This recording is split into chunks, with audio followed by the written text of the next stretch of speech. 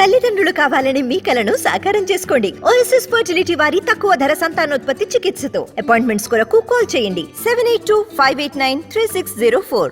వారం రోజులుగా హీరోయిన్స్ నోటి వెంట ఎగ్ ఫ్రీజింగ్ అనే పదం ఎక్కువగా వినిపిస్తోంది. మృణాల్ ఠాకూర్ మాటల్లో చెప్పగా మెహరీన్ చేతల్లో చూపించింది. ఇంతకీ ఎగ్ ఫ్రీజింగ్ అంటే ఏంటి?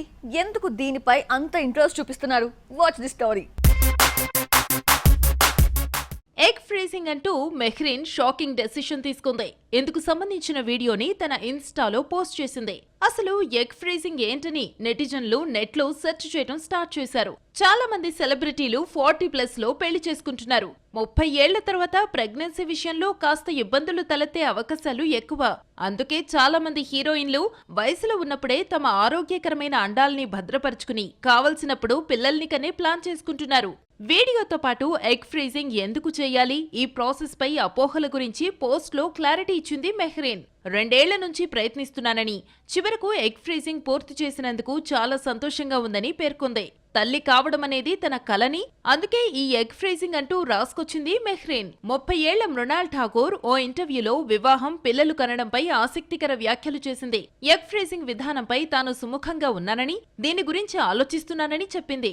Crazy beauty Priyanka Chopra egg freezing విధానంతోనే ఓ పాపకు తల్లయింది. కొన్ని కారణాల రీత్యా అమ్మతనాన్ని వాయిదా వేసుకునే మహిళలు వయసులో ఉన్నప్పుడే ఎగ్ ఫ్రీజింగ్ ను పూర్తి చేస్తారు. సినీ సెలబ్రిటీస్ ఈ పద్ధతిపై ఇంట్రెస్ట్ చూపిస్తున్నారు. ఏప్రిల్లో రావాల్సిన దేవర అక్టోబర్ 10న వస్తోంది. మే 9న రావాల్సిన కల్కి జూన్ 27న రిలీజ్ అవుతోంది. వస్తుందా రాదా అనుకున్న పుష్ప 2 ఆగస్టు 15నే వచ్చేస్తోంది. చిరంజీవి విశ్వంభర మొదలైందో లేదో 2025 సంక్రాంతి అంటూ ప్రకటించేశారు. అన్ని సినిమాలు వస్తున్నాయి గానీ గేమ్ చేంజర్ మాత్రమే రిలీజ్ డేట్ కి ఎందుకు ఇంకా నోచుకోవడం లేదు? గేమ్ చేంజర్ షూటింగ్ 80% షూటింగ్ పూర్తయినా రిలీజ్ డేట్ పై క్లారిటీ లేదు.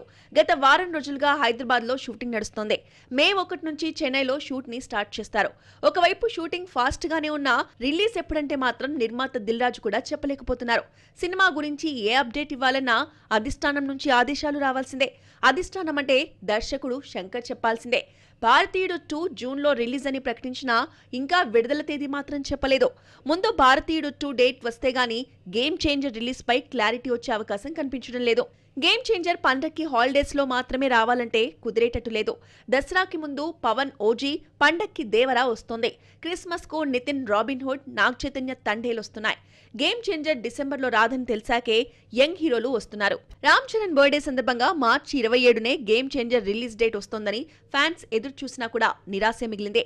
రిలీజ్ డేట్ శంకర్ మనసులో లాక్ అయినా అది మాత్రం బయట పెట్టడం లేదు. పవన్ ఓజీని సెప్టెంబర్ 27న రిలీజ్ చేస్తామని ప్రకటించారు. రాజకీయాల్లో బిజీగా ఉండే పవన్ కళ్యాణ్ అనుకున్న టైంలో షూటింగ్ పూర్తి చేస్తాడన్న నమ్మకం లేదు. ఓజీ సెప్టెంబర్ 27న రాకపోతే ఆ డేట్ కు అబ్బాయి వస్తాడేమో మరి.